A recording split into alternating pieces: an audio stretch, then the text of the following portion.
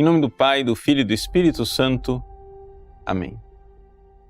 Meus queridos irmãos e irmãs, o Evangelho de hoje, Jesus entra na barca com os discípulos e enfrentam a grande tempestade. Ele, que está lá numa barca que está sendo sacudida pelas ondas, dorme. Jesus dorme na barca. E os discípulos vão a ele e correm, querendo acordá-lo. Senhor, salva-nos, estamos perecendo. Jesus responde, e a resposta de Jesus é bastante enigmática. Por quê? Porque ele pergunta: por que tendes tanto medo, homens fracos na fé? Veja, Jesus ainda não acalmou a tempestade. As ondas ainda estão lá, encapeladas, jogando o barquinho para cima e para baixo, a água entrando no barco, aquela ventania, tudo aquilo acontecendo. E Jesus pergunta: mas por que vocês estão com medo? E ele pergunta isso antes de operar o milagre.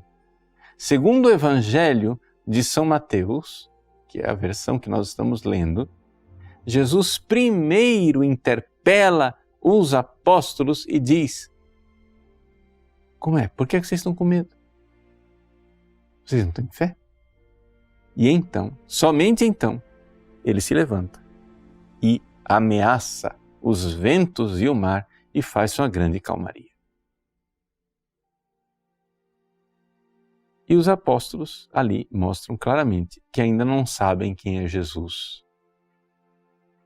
Apesar de eles terem ouvido o Sermão da Montanha, apesar de eles já terem deixado tudo para seguir Jesus, apesar de eles verem os milagres, apesar de tudo isso, eles perguntam: quem é este homem que até os ventos e o mar lhe obedecem?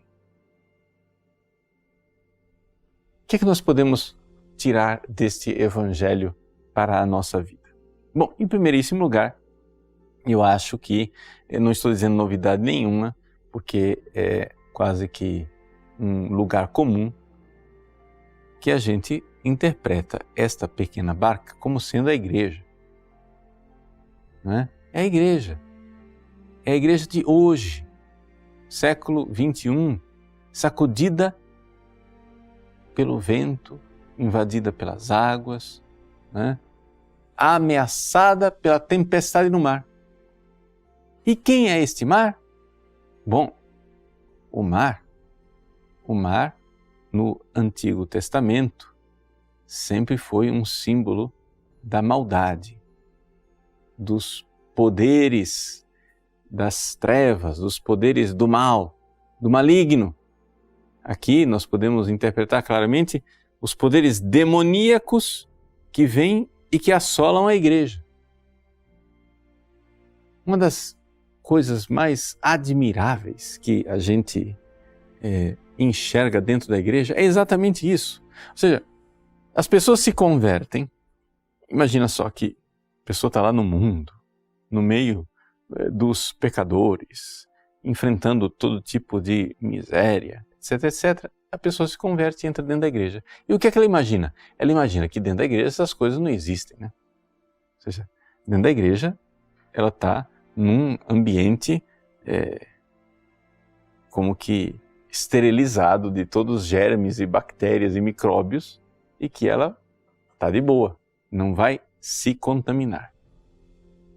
O fato, porém, é que a igreja, desde o início, embora ela seja santa, santíssima e imaculada, ela tem membros que não são bons, membros que não são fiéis.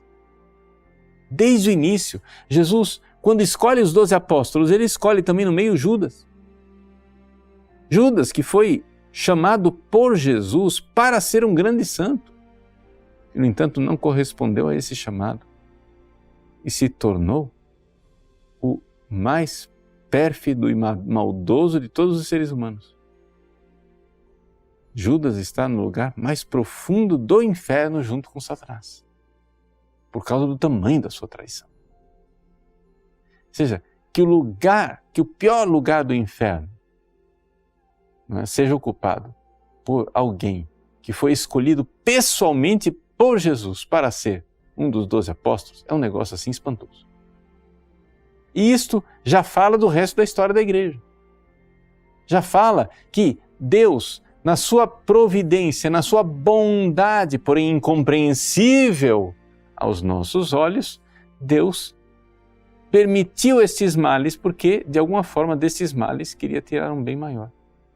Então Deus permite que a igreja seja assolada até um certo ponto pelos poderes demoníacos. E aqui, então, ele diz para nós, enquanto a tempestade está acontecendo, que é exatamente o que nós estamos vivendo, você vê a água entrando dentro da igreja. Você vê a crise acontecendo dentro da igreja. E Jesus diz, mas por que tendes medo? Mais tarde, nesse mesmo Evangelho de São Mateus, capítulo 16, Jesus dirá, as portas do inferno não prevalecerão. Non prevalebunt. Vai parecer para todo mundo que está prevalecendo. Vai parecer, mas não vai prevalecer. As portas do inferno não irão vencer. O vencedor é Cristo. Parece que a sua igreja está sendo assolada, acabrunhada de todos os lados, mas acontece que verdadeiramente Jesus está dentro da igreja. Ele parece dormir, mas não dorme. Ele não dorme nem cochila, ele que é o guarda de Israel.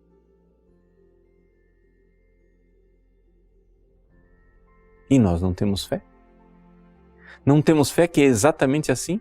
Não temos fé que, claro, nós iremos lutar para purificar-nos, para sermos cada vez mais fiéis à igreja e poder ensinar aos outros o caminho da purificação e da fidelidade. Mas você duvida de que essa é a igreja de Cristo e que Ele, no fundo, está permitindo que a sua santa esposa seja purificada por essas provações? Então, não tenhamos medo. Não tenhamos medo. Quando as coisas parecem perdidas, você tem que lembrar, non prevalebunt. As portas do inferno não prevalecerão. Claro que nós precisamos, sim, agir de tal forma que tudo isto, né, termine frutificando em coisas boas, mas, ao mesmo tempo, as ações humanas devem estar bem enraizadas numa confiança profunda da presença de Cristo, que parece dormir, mas Ele não dorme e nem cochila. Ele é o guarda de Israel. Deus abençoe você. Em nome do Pai, e do Filho, e do Espírito Santo. Amém.